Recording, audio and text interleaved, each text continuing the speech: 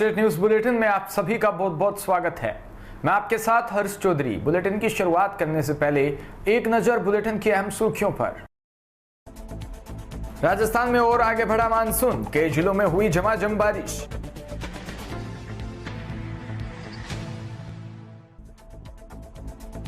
भाजपा प्रदेश अध्यक्ष पहुंचे भीलवाड़ा के बनेड़ा, पूर्व सांसद के परिजनों को बंधाया ढांढस।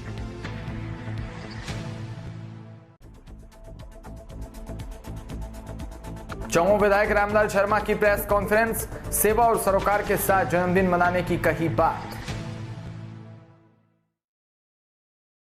अब खबरें विस्तार से। दक्षिणी पश्चिमी मानसून अब राजस्थान में 24 घंटों में और आगे बढ़ा है। इसके प्रभाव से अनेकों इलाकों में बारिश हो रही है। मौसम केंद्रों ने इसकी जानकारी दी। मौसम केंद्र जयपुर के प्रवक्ता ने बताया कि जयपुर दक्षिणी पश्चिमी मानसून उत्तरी सीमा शनिवार को राजस्थान के बाड़मेर, भीलवाड़ा व धौलपुर में गुजर रही है। उन्होंने बताया कि मानसून के कारण बीते 24 घंटे में राज्य के कई हिस्सों में 84 मिमी तक बारिश दर्ज की गई। पूर्वी राजस्थान में दानपुर के 84 मिमी, पीपल खंटू में 81 मिमी, देवगढ़ में 76 मिमी और धरियावाद में 63 मिमी बारिश हुई। भीलवाड़ा, राजसमंद, सिरोही, प्रतापगढ़, चित्तौड़गढ़ व बाड़मेर जिले में कई जगह हल्की मध्यम दर्ज की बारिश की गई। वहीं राजधानी जयपुर में शनिवार को भी बादल छाए रहे और लोगों को गर्मी से थोड़ी राहत मिली। भीलवाड़ा के बनेड़ा में बीजेपी के प्रदेश अध्यक्ष सतीश पूनिया शनिवार को दौरे पर रहे। पूनिया ने शनिवार शाम बनेड़ा अक्षय भवन पहुंचकर दिवंगत पूर्व सांसद हमेंद्र सिंह के पुत्र गोपाल चरण सिसोदिया व पूर्व विधायक भाई पराक्रम सिंह सहित परिवारजनों को ढांढस बंधाया व पूर्व सांसद हमेंद्र सिंह को श्रद्धांजलि अर्पित की। इस दौरान पूनिया ने कहा कि पूर्व युवा सांसद हमेंद्र के निधन से भाजपा को अपूरणीय क्षति हुई है। भाजपा ने अपना अनमोल रतन खो दिया। इससे पूर्व सौभाग्यपुरा चौराहे पर कांटा रिजोर्ट पर भाजपा प्रदेश अध्यक्ष सतीश पूनिया के पहुंचने पर पूर्व मंडल अध्यक्ष गजराज सिंह के नेतृत्व में लोगों ने भाजपा प्रदेश अध्यक्ष पूनिया व भाजपा जिला अध्यक्ष लादू लाल तेली और जिला प्रमुख बरजी देवी और विधायक विठुल शंकर अवस्थी व गोपीचंद मीणा का फूल माला पहनाकर स्वागत किया। वहीं चौमू से विधायक रामलाल शर्मा ने एक निजी होटल के अंदर प्रेस कॉन्फ्रेंस आयोजित की। विधायक का जन्मदिन उपखंड के कई कार्यक्रमों का आयोजन होगा। वहीं पत्रकारों के हितों को लेकर रामलाल शर्मा ने कहा कि कोरोना के चलते हमने खोया कई पत्रकारों को, जिसे समाज को जागृत करने का काम करते हैं। वहीं कोरोना काल में कई पत्रकारों का असामयिक निधन हुआ है। उन्होंने कहा कि पत्रकार समाज को जागृत करने का काम करते हैं, इसलिए सरकार को पत्रकारों के लिए भी राहत पैकेज देना चाहिए। गौरतलब है कि रविवार को विधायक शर्मा का जन्मदिन है। जन्मदिन पर कल कई सामाजिक सरोकार से जुड़े कार्यक्रमों के आयोजन होंगे। इस बार कोरोना के चलते विधायक सेवा और सरोकारों के साथ जन्मदिन मना रहे हैं। रामलाल शर्मा ने पत्रकारों को राहत पैकेज देने की सरकार से मांग की है।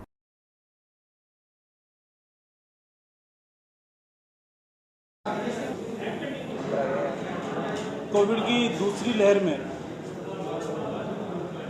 हम सब ने अपनों को, अपने परिचितों को और अपने रिश्तेदारों को खोया है। चौमू विधानसभा के अंदर भी अगर देखें तो लगभग 500 से अधिक लोगों काल के ग्रास के अंदर गए हैं। और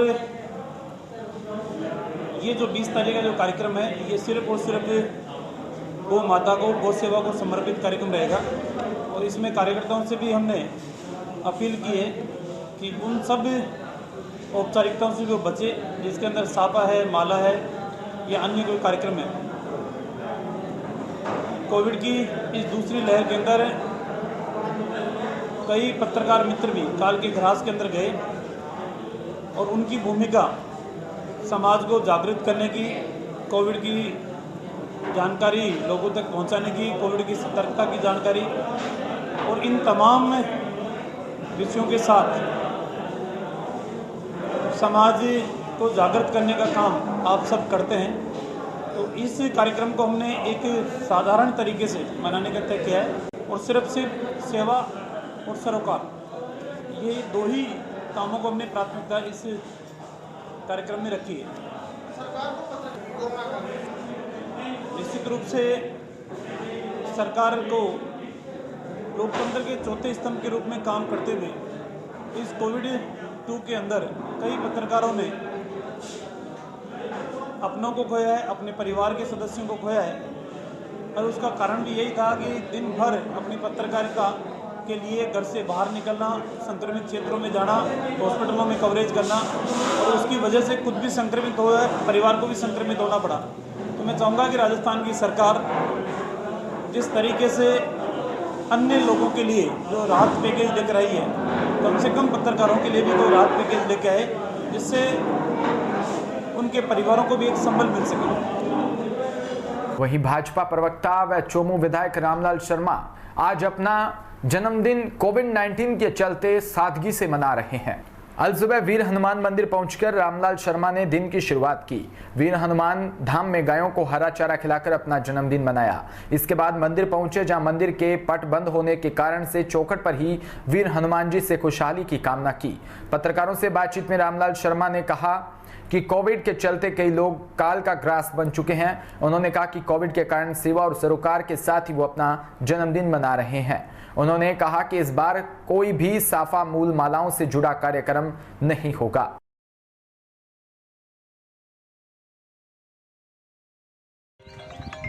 आज 20 तारीख है और 20 तारीख को मेरा जन्मदिन है, और मेरे जन्मदिन को सामाजिक सरोकार से जोड़ के सिर्फ गौ माता को समर्पित ये जन्मदिन है। क्योंकि कोविड के दूसरी लहर के अंदर चोमू के अंदर बहुत सी ऐसे परिवार हैं जो उनके सदस्य काल के ग्रास में चले गए। इसलिए शुरुआत बालाजी जो हमारे आराध्य देव है उनसे दर्शन करके शुरुआत की है, और दिन भर कार्यकर्ता आज सामाजिक सरोकारों से जुड़े हुए कार्यों को ही प्राथमिकता देंगे। वहीं भीलवाड़ा के हनुमान नगर पुलिस थाना पर बजरी माफियाओं ने हमला कर दिया। जाजपुर में बजरी परिवहन व खनन की सूचना पर पहुंची हनुमान नगर थाना पुलिस पर बजरी माफियाओं ने हमला कर दिया, जिसमें गश्ती के दल में शामिल 2 पुलिसकर्मी चोटिल हुए। एकाएक हुए हमले से पुलिसकर्मी सन्न रह गए। वहीं थाना पुलिस ने त्वरित कार्रवाई करते हुए 4 आरोपियों को तत्काल गिरफ्तार कर लिया। शनिवार रात बजरी माफियाओं के हमले में घायल पुलिसकर्मी वहीं दरअसल थाना क्षेत्र के केशव विलास गांव में जेसीबी मशीन के जरिए ट्रैक्टर ट्रॉली में बजरी भरने को पुलिस की सूचना मिली। सूचना पर पुलिसकर्मी नापाखेड़ा होते हुए केशव विलास गांव पहुंचे, जहां पुलिस को देखकर बजरी का काम कर रहे आरोपी भाग छूटे। इसके बाद हनुमान नगर थाना पुलिस के चालक राजेश व एक अन्य पुलिसकर्मी 2 अलग अलग ट्रैक्टर ट्रॉली को लेकर थाने के लिए रवाना हुए, लेकिन अज्ञात लगाए करीब 1 दर्जन लोगों ने पुलिसकर्मियों पर हमला कर दिया। आरोपियों ने पुलिसकर्मियों को डंडे छीनकर उनके सर पर व पीठ पर डंडे बरसाए। इससे चालक राजेश के सर पर चोट आई, तो वहीं दोनों पुलिसकर्मियों की पीठ पर लाठियों के लाल निशान बन गए। एकाएक हुए हमले से पुलिसकर्मी भी सन्न रह गए, जिन्हें संभालने व बचाव का मौका नहीं मिल पाया।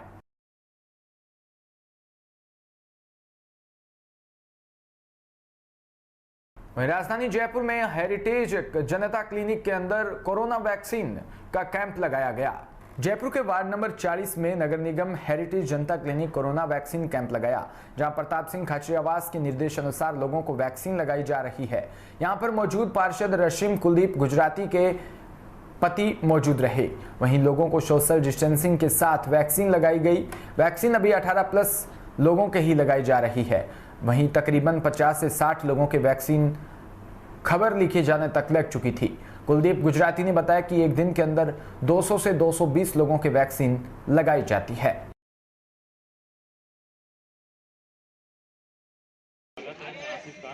सर, यहाँ पे सोशल डिस्टेंस की पालना करते हुए आप लोग बहुत काफ़ी मेहनत कर रहे हैं, लोगों के वैक्सीन भी लग रही है।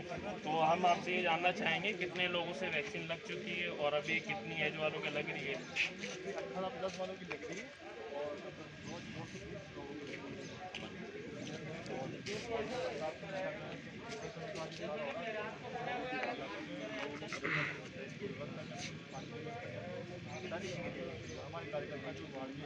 सर,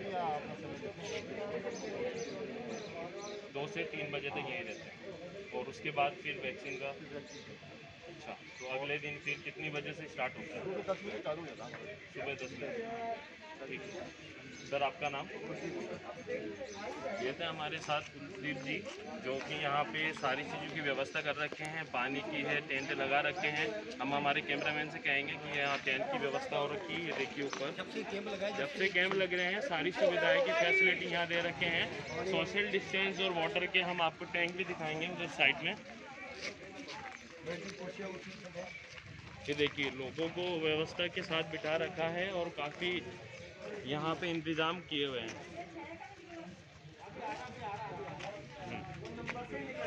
जुड़े रहे डीपीके न्यूज़ के साथ। आसिफ खान, धन्यवाद।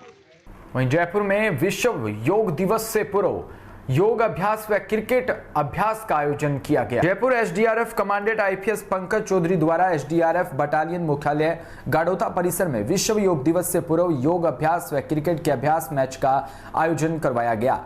पंकज चौधरी द्वारा 21 जून को आयोजित होने वाले अंतर्राष्ट्रीय योग दिवस से पूर्व 20 जून को एसडीआरएफ बटालियन मुख्यालय गाड़ोता जयपुर परिसर में 7 बजे से 9 बजे तक 10 ओवर के क्रिकेट मैच का अभ्यास आयोजन करवाया, जिसमें राजस्थान पुलिस खेल की टीम व एसडीआरएफ की टीम ने भाग लिया। पंकज चौधरी ने भी मैच प्रारंभ होने के पूर्व 5 ओवर अभ्यास किया। वहीं खेल समाप्ति के पश्चात पंकज चौधरी द्वारा मैच के दौरान उपस्थित विशिष्ट अतिथियों का सम्मान करते हुए खेल में भाग लेने वाले खिलाड़ियों व उपस्थित एसडीआरएफ के अधिकारियों व कर्मचारियों का खेलों के प्रति मनोबल बढ़ाते हुए अपना उद्बोधन दिया। उन्होंने खेलों के महत्व को बताया और टीम भावना की प्रासंगिकता की बचाव व राहत से जोड़कर देखने के लिए प्रेरित किया। एक अच्छा खिलाड़ी एसडीआरएफ के ध्येय वाक्य आपदा सेवार्थ कटिबद्धता के अनुकूल बताया। एसडीआरएफ को एक आदर्श बटालियन के तौर पर विकसित करने में टीम भावना का विशेष महत्व रहेगा। विश्व योग दिवस 21 जून के लिए कमांडेंट पंकज चौधरी ने सभी जवानों व खिलाड़ियों को दिशा निर्देश भी दिए।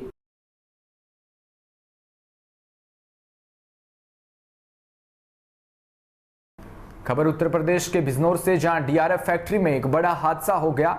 2 गंभीर रूप से घायल व 1 की मौत हो गई।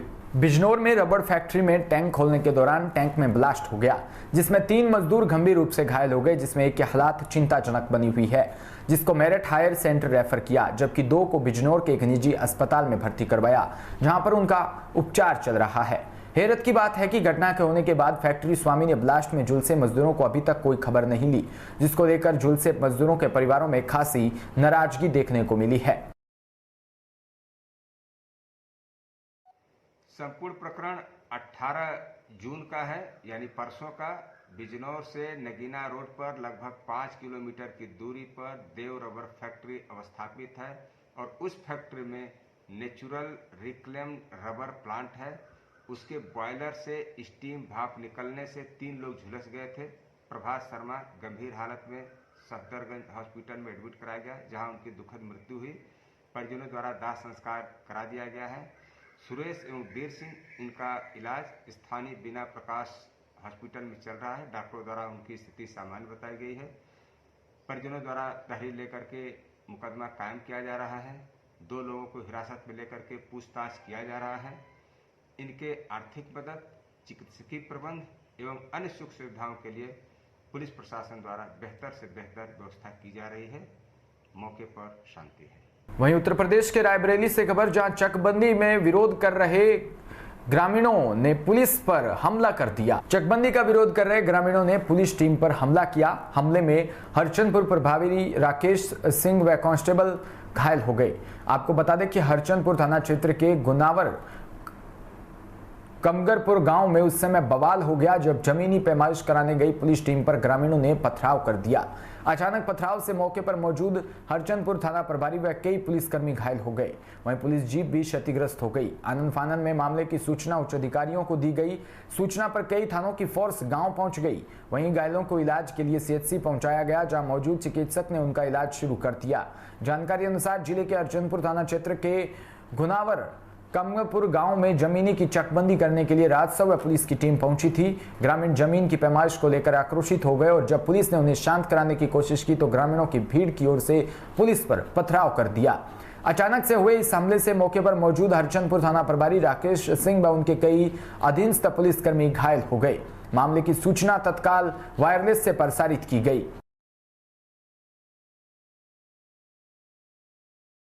उत्तर प्रदेश के कासगंज से खबर, जहां एक साधु को पीटने का वीडियो सोशल मीडिया पर वायरल हो रहा है। बुजुर्ग साधु के साथ मारपीट करने का वायरल वीडियो अवगत करवाना कि जनपद के थाना पटियाली के गांव कूड़ा निवासी रामदास पुत्र राम साहे का अपने भतीजे के विकास के साथ जमीन को लेकर विवाद चल रहा है। इसी विवाद के क्रम में भतीजे द्वारा 15 जून को ट्रैक्टर से विवादित खेत को जोतने का प्रयास किया।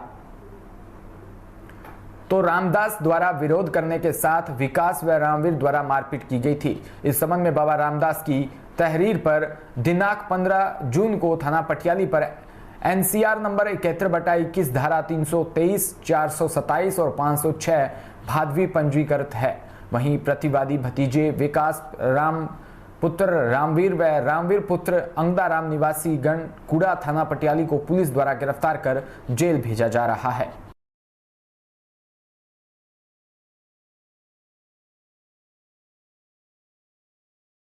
वहीं कासगंज में दशहरा त्योहार को देखते हुए आवश्यक दिशा निर्देश दिए गए हैं। जनपद कासगंज के पुलिस अधीक्षक मनोज कुमार सोनकर द्वारा जनपद के समस्त क्षेत्र अधिकारी, थाना प्रभारी और शाखा प्रभारियों के साथ अपराध गोष्ठी की गई। गोष्ठी के दौरान समस्त अधीनस्थों को निम्न निर्देश दिए गए। अपराधियों के सत्यापन के लिए चलाए जा रहे अभियान ऑपरेशन पहचान में 100% कार्रवाई सुनिश्चित की जाए। जनपद में जो घटनाएं अनावरण हेतु शेष है उनका शीघ्र सफल अनावरण किया जाए। वांछित अपराधियों की गिरफ्तारी सुनिश्चित की जाए और लंबित विवेचनाओं का शीघ्र व गुणवत्तापरक निस्तारण किया जाए। थाने पर अभियोग संबंधी मामलों का निस्तारण अधिक से अधिक करवाया जाए और शिकायती प्रार्थना पत्रों पर 24 घंटे में निस्तारण कर कार्रवाई की जाए। खबर उत्तर प्रदेश के जौनपुर से, जहां घर की जमीन पर पानी निकालने को लेकर दो पक्षों में विवाद हो गया। आपको बता दें कि खबर जनपद के जौनपुर से है, जहां थाना मुंगराबाद शाहपुर के पकड़ी गए गांव तहलिया के मोहल्ले की घटना। वहीं घर में जमे पानी को निकालने को लेकर दो पक्षों में जमकर मारपीट हो गई और एक युवक की जान पहले से चली गई। वहीं जमीनी विवाद में लाठी डंडे से पीटकर युवक की हत्या कर दी। दूसरा भाई एक किशोरी गंभीर रूप से घायल हो गया, जिसकी हालात नाजुक है। आक्रोशित लोगों ने बाइक फूंकी व सड़क को भी जाम कर दिया। वहीं जमकर उपद्रव मचाया गया। सूचना मिलते ही मुंगरा बादशाहपुर प्रभारी निरीक्षक भैयालाल व जनपद के पुलिस अधीक्षक ग्रामीण त्रिभुवन सिंह मौके पर पहुंचे व भारी संख्या में पुलिस बल तैनात किया गया। शांति व्यवस्था कायम रखने के लिए पुलिस बल तैनात किया और शव को कब्जे में लेकर पोस्टमार्टम के लिए भेज दिया। वहीं कानूनी कार्रवाई करते हुए दो लोगों को पुलिस ने गिरफ्तार कर लिया है। इस प्रकरण जांच पर विधिवत कार्रवाई की जाएगी।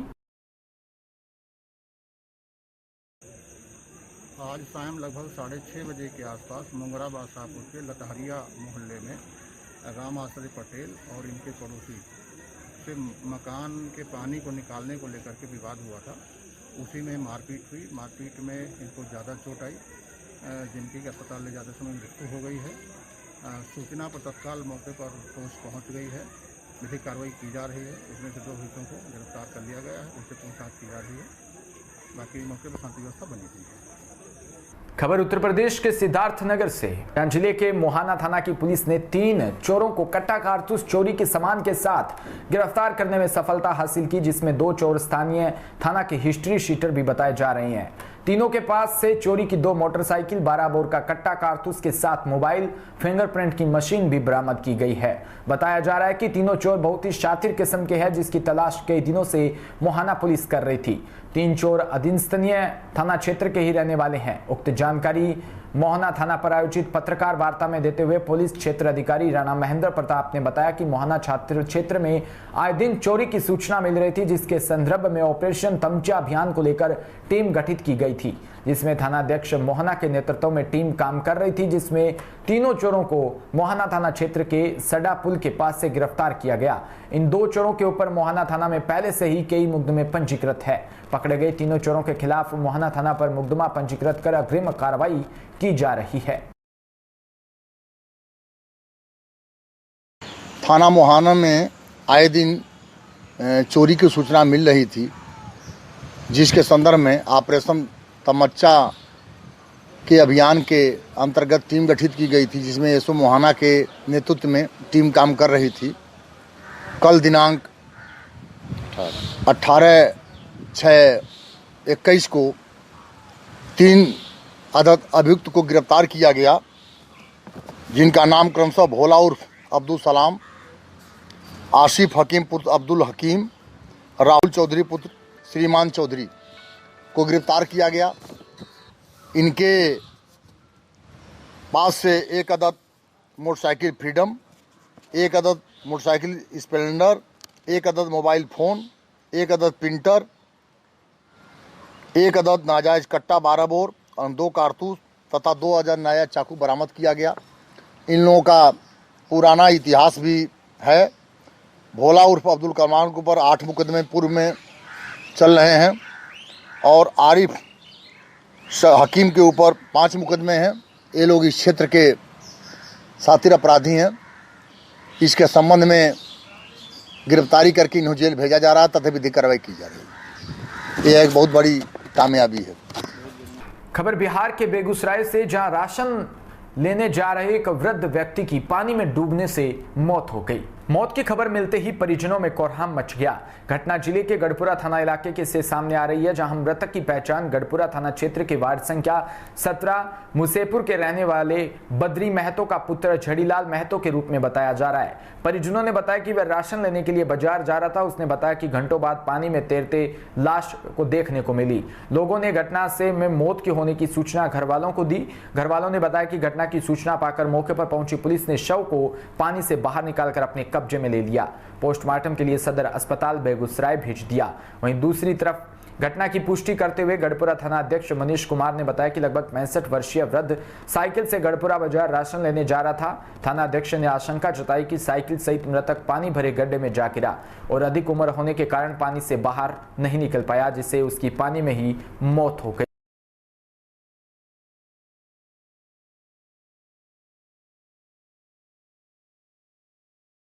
टारा पे बता रहे थे कि वहाँ पे गिर गए गड्ढा में। हाँ, उस टाइम मैं हसनपुर में था। फिर फटाफट आया हूँ तो पानी में डूब। क्या देखे?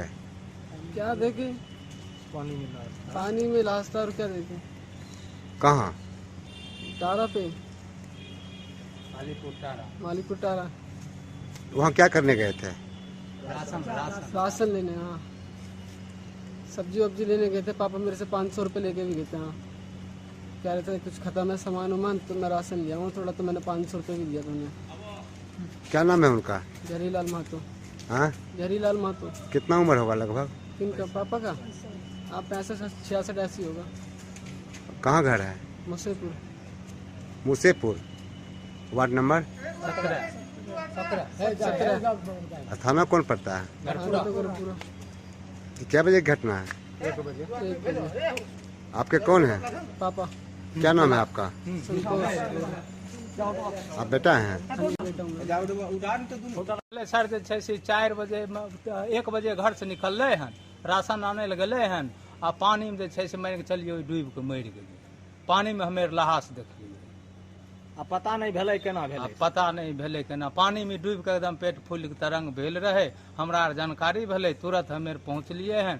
तुरंत जे से बराबर होलखिन, तब ओकर जे से लाश गड्ढा से निकल रहे। की नाम है उनकर? झड़ीलाल महतो। उनकर पिता का नाम?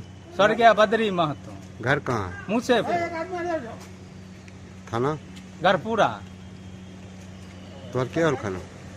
हमर सर जे छै से जोन भेलखिन एकदम अपन नजदीक। सब दिन हमरे गोरी में खटले हैं, हमरे यहाँ रहले। क्या नाम है आपका? वहीं बिहार के बेगूसराय में चोरी का सिलसिला रुकने का नाम नहीं ले रहा है। बढ़ती चोरी की घटनाओं से व्यवसायियों में दहशत व्याप्त है और इस कड़ी में चोरों ने एक बार फिर अपने मंसूबों में कामयाब रहे। दुकानदार की माने तो लगभग 30,000 से अधिक सामान सहित नकदी लेकर चोर फरार हो गए। घटना नगर थाना क्षेत्र में के ट्रैफिक चौक के निकट अशोकनगर पोखरिया की बताई जा रही है। जिले के मटिहानी थाना क्षेत्र के अंतर्गत मटिहानी निवासी कुशेवर झा का पुत्र दुकानदार वाल्मीकि झा ने बताया कि बीते शुक्रवार की शाम 9 बजे दुकान बंद कर घर चला गया था। शनिवार की सुबह लोगों द्वारा घटना की सूचना पाकर दुकान को देखकर हैरान रह गया।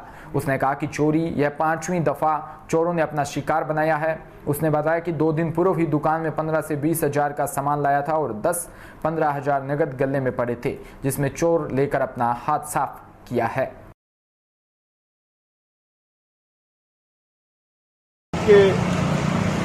सब सामान उठा लिया। परसों ही इसमें भरे थे 15-20 हजार का माल, तो लगभग 10-15 हजार रुपया गला में भी था। सब चीज उठा लिया, ताला काट के। ये 5वां बार किया। नए पुलिस को FIR नहीं किए। FIR नहीं किए थे? FIR नहीं किए। तो आज कितना का लगभग चोरी हुआ होगा टोटल? लगभग 25-30 हजार का। 25-30 हजार का। किस चीज़ का दुकान है ये? पान दुकान है, जनरल टाइप का, जनरल स्टोर टाइप का पान दुकान है। क्या? साबुन, तेल, शैम्पू वगैरह कुरकुरे यही सब रखते थे, कोल्ड ड्रिंक्स रखते थे, मिनरल वाटर रखते थे। क्या बजे दुकान बंद करके गए थे शाम में? शाम में 9 बजे दुकान बंद की।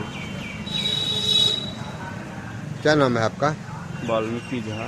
पिताजी का नाम क्या है? घर कहाँ?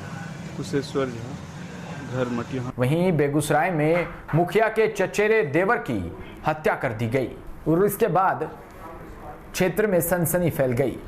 बेगूसराय में जहां एक बार फिर ससुराल वालों पर पिटाई के साथ साथ गला दबाकर हत्या करने का आरोप सनसनीखेज मामला सामने आया। घटना मंझोली ओपी इलाके की बताई जा रही है। मृतका की पहचान वार्ड संख्या 7 मंझोल निवास रामकुमार साहा की लगभग 38 वर्षीय पत्नी रेणु देवी के रूप में बताई गई। जिले के मटियानी थाना अंतर्गत रामपुर निवासी मायके वालों ने मृतका के पति समेत ससुराल वालों पर पीट कर हत्या करने का आरोप लगाया है। और उसके बाद जो है गले घोट दिया गया है, गले घोट के मार के और उसके बाद सुला दिया गया। उसके बाद हम लोग को इन्फॉर्म आया कि रात को सोया छिपले रह गया। तो गले पे वैसे निशान है, पूरी तरह से निशान है गले पे, गला घोटने का, रस्सी बांधने का। कौन हत्या किया? घर वाले हस्बैंड और इसका ननद, सभी परिवार मिल के मारा है। कहाँ की घटना है? मंझोल वार्ड नंबर कितना? 7, वार्ड नंबर 7। आपके कौन है? सिस्टर लगती, फुफेरी सिस्टर लगती है। तो घटना की जानकारी थाना को दिए हैं? थाना को दिया गया है, थाना तहकीकात कर रहा है, पोस्टमार्टम के लिए थाना भेजा है। क्या आप FIR भी किए हैं? जी। कितने लोगों पर? 4 लोग, सभी घर वाले जितने हैं सभी को करना। 4 है, उसमें मेन जो है, जो मारा पीटा है, जो सब दिन उसको टॉर्चर करता था पहले भी, उन सब का नाम दिया गया है। कौन कौन है? एक इनका पति है, एक ननद है चचेरी, और 2 सौतेली बेटी है। इनका दूसरा शादी है। क्या नाम है इनका? रेणु देवी। कितना उम्र होगा लगभग? 35-38। इनके पति का नाम क्या है? एक सेकंड, हाँ क्या नाम है? रामकुमार साहब। घर हो गया मंझौल, वार्ड नंबर 7। इनका नैहर कहाँ है? रामपुर मटियानी। कौन थाना पड़ता है? मटियानी थाना। आपके कौन है? सिस्टर है फुफेरी। क्या नाम है आपका? दीपक। घर कहाँ है? वहीं बेगूसराय में राहुल गांधी के जन्मदिन पर आवश्यक सामग्री वितरित की गई। अखिल भारतीय कांग्रेस के पूर्व अध्यक्ष, हिंदुस्तान के झुग्गी झोंपड़ी में बसर करने वाले गरीब किसान, मजदूर व युवा महिलाओं की आवाज व सभी के नेता राहुल गांधी के जन्मदिन पर बेगूसराय कांग्रेस भवन में बेगूसराय जिला कांग्रेस कमेटी के अध्यक्ष अर्जुन सिंह के नेतृत्व में कोरोना जैसे महामारी में पीड़ित के बीच खाद्य सामग्री, मास्क, साबुन आदि का सामान वितरण किया गया। जन्मदिन पर क्या अवसर कांग्रेस भवन में रखा गया और क्या तैयारी की गई है? आज हमारे राष्ट्रीय उपाध्यक्ष और हिंदुस्तान के आम आवाम, गरीब मजलूम किसानों की आवाज़, जो आदरणीय श्री हमारे राहुल गांधी जी हम सबों के नेता हैं, उनका आज जन्मदिन है। हर एक साल हम लोग उनके जन्मदिन पर केक काटते थे, मिठाइयाँ बांटते थे, सदर अस्पताल में फल बांटते थे हम लोग। लेकिन इस बार राहुल जी का संदेश था जो अभी पूरे विश्व के साथ हिंदुस्तान कोरोना महामारी से बहुत ही पीड़ित है। और दूसरी जो लहर थी, ये एक जानलेवा बीमारी थी। जिस समय हम लोग जानकारी बचपन में सुना करते थे, हैजा प्लेग होने के बाद गांव का गांव सांप हो जाया करता था, एक भी आदमी नहीं बचता था। उसी तरह से ये कोरोना महामारी बहुत तबाही लाया है इस बार हमारे देश में। उनका संदेश था जो हमारे जन्मदिन पर कोई कार्यकर्ता, कोई नेता, कोई नहीं केक काटना है किसी को।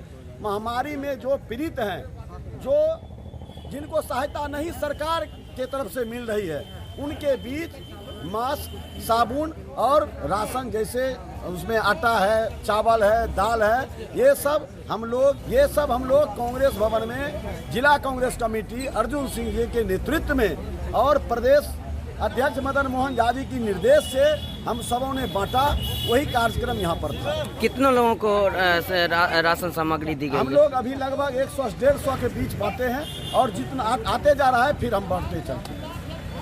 कार्यक्रम आज तक ही रहेगा ना? हाँ, ये कार्यक्रम आज का है।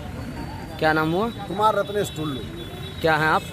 हम कांग्रेस पार्टी के कार्यकर्ता हैं। जन्मदिन पर क्या रखा गया कांग्रेस भवन में? आज हमारे पूर्व राष्ट्रीय अध्यक्ष राहुल जी का जन्मदिन है और पार्टी ने निर्णय लिया इस कोरोना काल में कि हमें जन्मदिन हम लोग बड़ा खुशी से मनाया करते थे, लेकिन पार्टी का निर्देश हुआ कि नहीं, अभी देश जल रहा है इस सरकार में, इसलिए कोई ऐसा कार्यक्रम नहीं। गरीबों के बीच राशन और गरीबों के बीच मास्क, सैनिटाइजर वितरण करें, ये हम लोग का आदेश है, वही हम लोग कर रहे हैं। कोई खुशी नहीं, एक राष्ट्र हित में ये वितरण हो रहा है। कोरोना काल में किस तरह आप मनाए? केक द्वारा या सामग्री के द्वारा मनाया जा रहा है? क्या बात करते हैं, केक कैसे काटेंगे? ये तो बड़ी दुख की बात है। देश, हमारा जनता अभी त्राहिमाम में है, उस स्थिति में हम केक काटेंगे? नहीं, हमसे जो बन सकता है, राशन बांटते हैं, मास्क बांटते हैं, सैनिटाइजर बांटते हैं और सहानुभूति भी बांटते हैं। कितना लोगों को बांटा गया? अभी तो शुरू ही हुआ है, करीब 150-200 लोग अभी तक निकले हैं। तो ये मेरा कार्यक्रम भर दिन चलेगा। क्या नाम हुआ? मेरा नाम अर्जुन सिंह, जिलाध्यक्ष कांग्रेस। वहीं बेगूसराय में आगामी कार्यों को लेकर एक प्रेस कॉन्फ्रेंस का आयोजन किया गया। जिला अध्यक्ष राजकिशोर सिंह ने आगामी कार्यक्रमों के बारे में विस्तृत जानकारी दी। खबर बिहार के बेगूसराय से, जहां जिला भाजपा कार्यालय में भारतीय जनता पार्टी बेगूसराय में आगामी कार्यक्रमों को लेकर प्रेस वार्ता आयोजित की गई। प्रेस वार्ता को संबोधित करते हुए जिला अध्यक्ष राजकिशोर सिंह ने आगामी कार्यक्रमों के बारे में विस्तृत जानकारी दी। उन्होंने कहा कि 21 जून को सभी बूथ शक्ति केंद्र पर मंडल अध्यक्ष के नेतृत्व में योग दिवस मनाया जाएगा। इस कड़ी में 22 जून को बलिदान दिवस जिला भाजपा कार्यालय में मनाया जाएगा और 23 जून से विभिन्न मोर्चा प्रकोष्ठ व बूथ पर भी बलिदान दिवस भाजपा कार्यकर्ताओं के द्वारा मनाया जाएगा। 25 जून को जिला मुख्यालय में काला दिवस मनाया जाएगा व विभिन्न बूथों पर वृक्षारोपण किया जाएगा और 30 जून को स्वच्छ भारत अभियान के तहत स्वच्छता अभियान जिले में भाजपा कार्यकर्ताओं द्वारा चलाया जाएगा।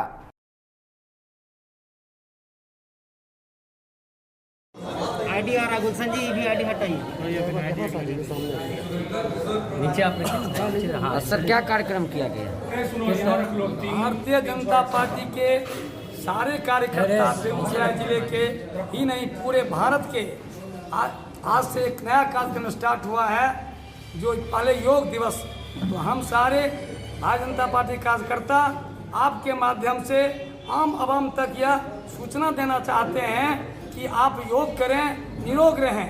योग करने से इस कोरोना में संक्रमण का जो स्थिति उत्पन्न हुई थी, योग करने वालों को रोकथाम हुआ था। दूसरा मेरा कार्यक्रम है, आप सबको जानकारी है कि श्याम प्रसाद मुखर्जी का जो बलिदान हुआ था, उस बलिदान दिवस के रूप में हम ये 22 तारीख से लेकर 6 जुलाई तक हम ये कार्यक्रम करेंगे। इसमें श्यामा प्रसाद मुखर्जी की जीवनी, उनकी प्रेरणा, उनकी सोच को आम लोगों तक बताएंगे। साथ ही साथ उनके इस बलिदान दिवस में हम लोग जितने पोखर हैं, नदी हैं, तालाब हैं, सबको सफाई करवाएंगे। पीपल का, बरगद का, नीम का पेड़ लगाकर ऑक्सीजन फैले और समाज मेरा स्वच्छ रहे, स्वस्थ रहे, इसकी चिंता करेंगे। इसके बाद एक 25 दिसंबर को हम काला दिवस के रूप में मनाएंगे, क्योंकि 25 दिसंबर को ही हमारे सारे पत्रकारों को इंदिरा गांधी की सरकार ने 25 तारीख के रात में राष्ट्रपति से सिग्नेचर करवाकर सारे पत्रकारों को जेल के अंदर बंद कर दिया गया, सारे पत्रकारों को पीटा गया, अखबार को बंद कर दिया गया, सेंसर लगा दी गई, जिसके विरोध में जो उस समय के नेता थे विरोध में उठाया अपनी आवाज़ को बंद करवा दिया गया, उनको भी जेल में बंद कर दिया गया।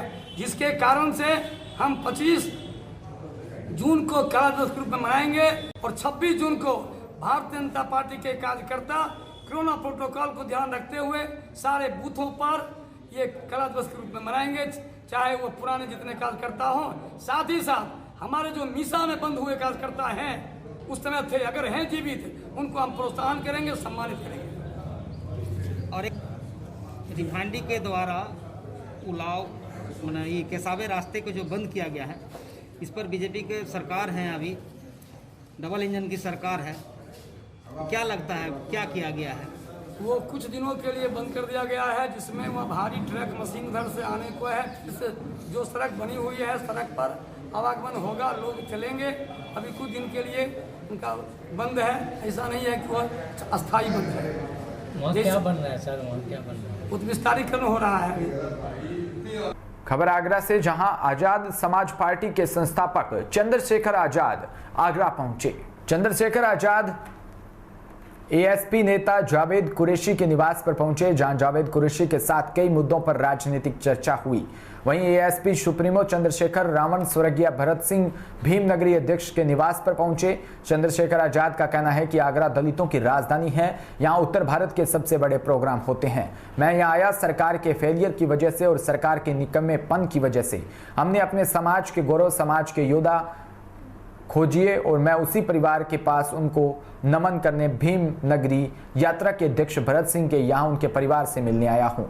मौजूदा सरकार पर निशाना साधते हुए एएसपी सुप्रीमो चंद्रशेखर आजाद ने कहा कि इस निकम्मी सरकार को उत्तर प्रदेश में नहीं रहने दूंगा। यह सरकार चाहती है तो बच सकती है। 12 हॉस्पिटल में वहीं गए, लेकिन एक भी हॉस्पिटल में बेड और क्वालिटी वेरिटी लीटर खाली नहीं था। यह मौत नहीं, सरकारी हत्या है। वहीं चंद्रशेखर आजाद ने सरकार को आड़े हाथों लेते हुए कहा कि सरकार 1 साल तैयारी करके मेडिकल फैसिलिटी पर ध्यान देती तो बहुत सारे लोगों की जान बच सकती थी। चंद्रशेखर आजाद का कहना है कि ऐसे लोगों को सत्ता में रहने का कोई अधिकार नहीं है। पारस हॉस्पिटल पर तीखी टिप्पणी करते हुए चंद्रशेखर आजाद ने कहा कि लश्कर भी तुम्हारा, सरदार भी तुम्हारा, तुम जो चाहे लिख दो, अखबार भी तुम्हारा, एजेंसियां भी उनकी, हॉस्पिटल भी, और उनका सब कुछ उनका है। गरीब आदमी की सांसें अपनी हैं जो सरकार उनसे छीन रही है। लेकिन याद रहे, परिवर्तन प्रकृति का सिद्धांत है। आज सरकार जिन लोगों की हत्याएं करके हंस रही है, कल वह राजपाट में भी हो सकते हैं। इन सब चीजों पर जवाबदेही देगी होगी वह संवेदनशील लोग जो सिर्फ सत्ता के भूखे हैं। जान किसी की भी जाए, उसके परिवार का दुख कौन बांटे।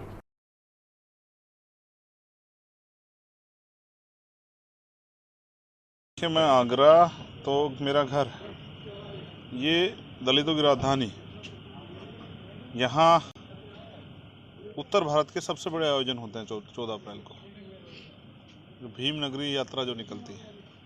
और मैं यहाँ आया क्योंकि सरकार के फेलियर की वजह से, सरकार के निकम्मेपन की वजह से हमने अपने बहुत सारे इस समाज के गौरव, इस समाज के योद्धा खो दिए। तो मैं अपने एक उसी परिवार के पास उनको नमन करने, जो भीमनगरी यात्रा के अध्यक्ष थे, उनको ये उनके परिवार को विश्वास दिलाने की जो सेवा समाज की पिछले 26 सालों ने इस परिवार ने की है, समाज उसका ऋणी है और हम सब लोग जो हैं इस परिवार के साथ खड़े हैं। 2022 के चुनाव को लेकर क्या तैयारी है आजाद समाज पार्टी की? वो चुनावी तैयारी अपनी जगह है। आज मैं, क्योंकि मैं समाज में पैदा हूँ, तो मेरी जिम्मेदारी बनती है कि दुख के समय अपने लोगों के साथ खड़ा हूँ। मैं इस निकम्मी सरकार को उत्तर प्रदेश में अब नहीं रहने दूंगा, क्योंकि जिनकी अगर सरकार चाहती तो इन लोगों की जान बच सकती थी। मैं जब परिवार से मिला तो मुझे बताया गया कि 12 हॉस्पिटल हैं यहाँ, 12 के 12 में वो गए, लेकिन एक में भी एक बेड, एक वेंटिलेटर खाली नहीं था। परिचय दे दीजिए। मेरा नाम जावेद कुरैशी है, आज़ाद समाज पार्टी दक्षिण विधानसभा आगरा।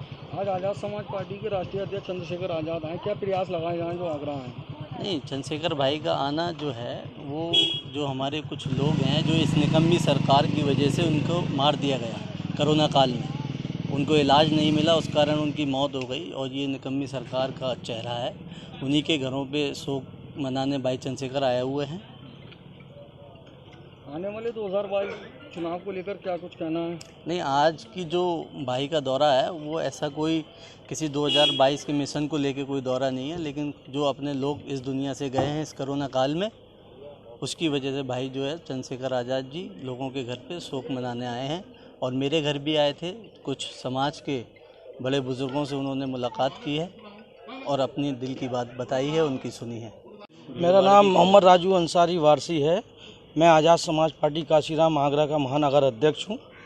आज आज़ाद समाज पार्टी द्वारा क्या कार्यक्रम हुआ है जो आपके राष्ट्रीय अध्यक्ष हैं? आज राष्ट्रीय अध्यक्ष जी आज हमारे जो कोरोना काल में गमी हो गई थी, जो इस गंभीर परिस्थितियों में चले गए थे, वो हमें छोड़ के आज उन्हीं के घर पे बैठने आए हमारे अध्यक्ष जी, राष्ट्रीय अध्यक्ष जी। वहीं उत्तर प्रदेश के कुशीनगर से खबर, जहां युवक का अपहरण कर फिरौती मांगने की खबर सामने आई है। जनपद के कुशीनगर के थाना कोतवाली हाटा क्षेत्र अंतर्गत युवक संदीप गुप्ता पुत्र नारद गुप्ता साकिन मोहल्ला वार्ड नंबर 25 इंदिरा नगर थाना कोतवाली हाटा जनपद कुशीनगर का दोस्त की बर्थडे पार्टी में ले चलने के बहाने कुछ लोगों के द्वारा अपहरण कर लिया।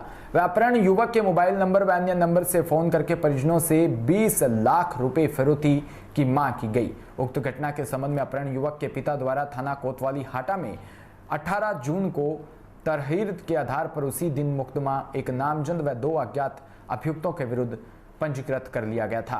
पुलिस अधीक्षक कुशीनगर संचिंद्र पटेल के निर्देशन व अपर पुलिस अधीक्षक अयोध्या प्रसाद के पर्यवेक्षण व क्षेत्राधिकारी कस्बा पीयूष कांत राव के नेतृत्व में जनपद में अपराध और अपराधियों के विरुद्ध चलाए जा रहे अभियान के क्रम में घटना के अपहरण में युवक की बरामदगी व घटना कार्य करने वाले अभियुक्तों की गिरफ्तारी के लिए पुलिस अधीक्षक द्वारा पुलिस की 4 टीमें गठित कर घटना में सफल अनावरण के लिए निर्देश दिए। वहीं 25,000 के नगद इनाम से पुरस्कृत किया गया अभियुक्तों की गिरफ्तारी करने वाली टीम को।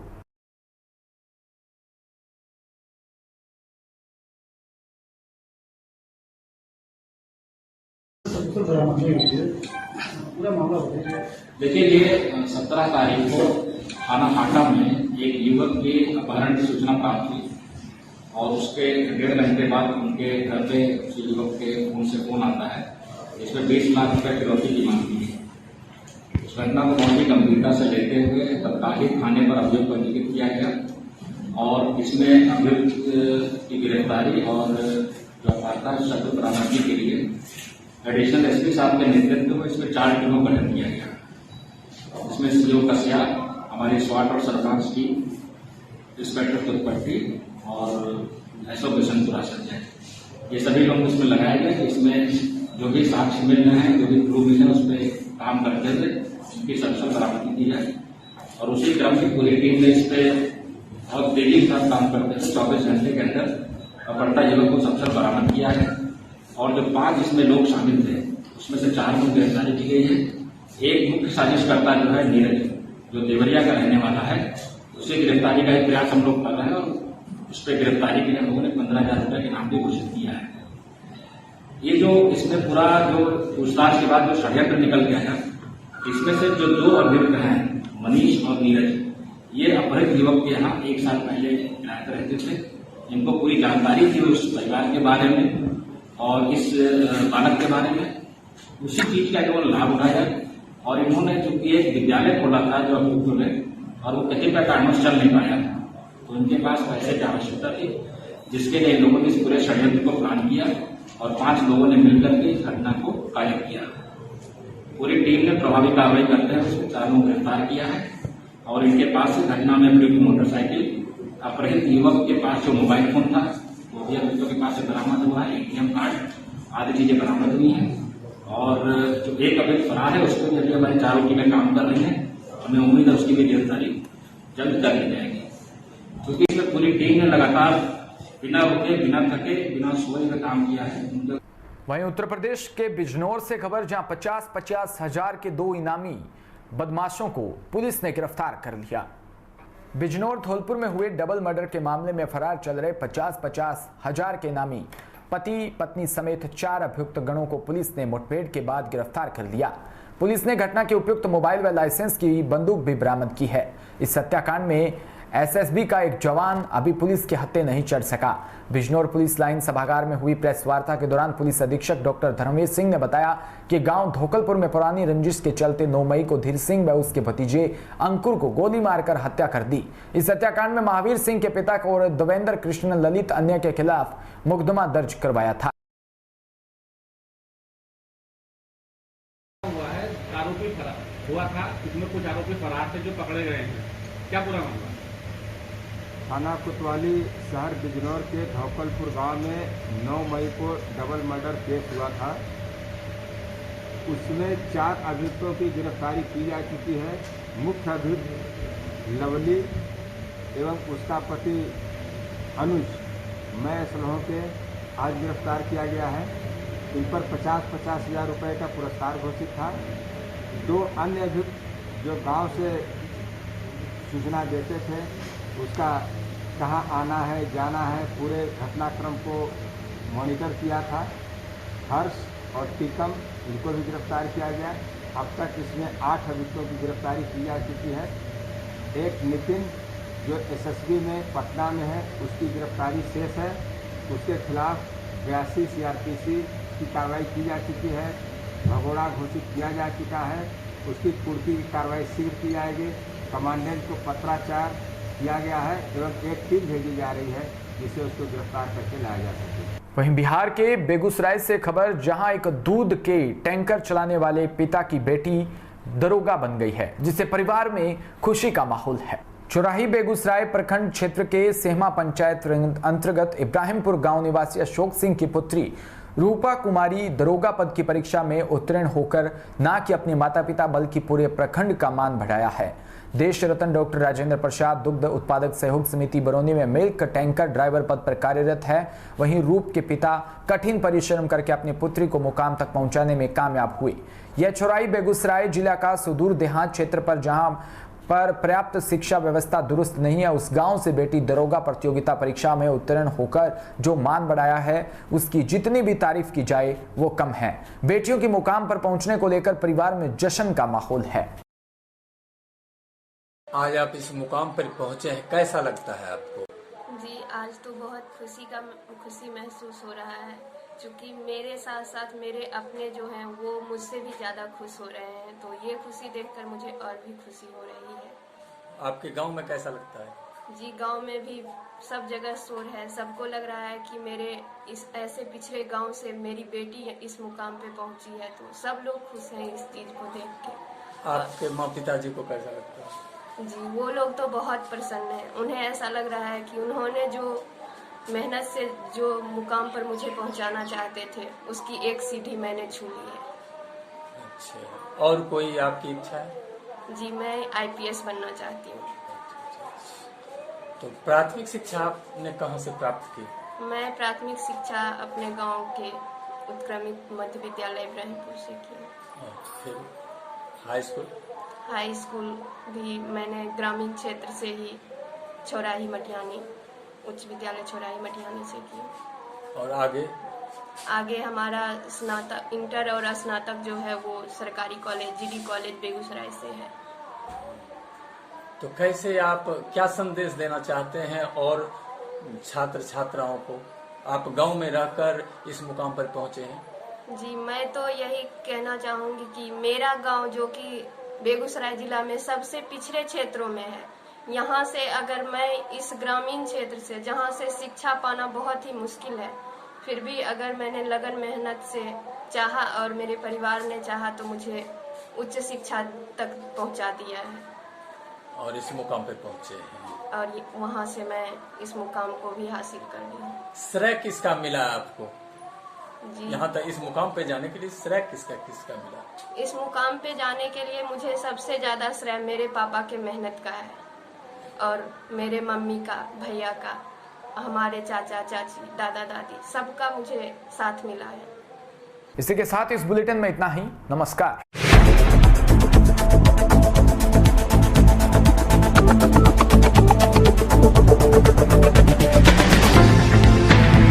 99 रन पर आपके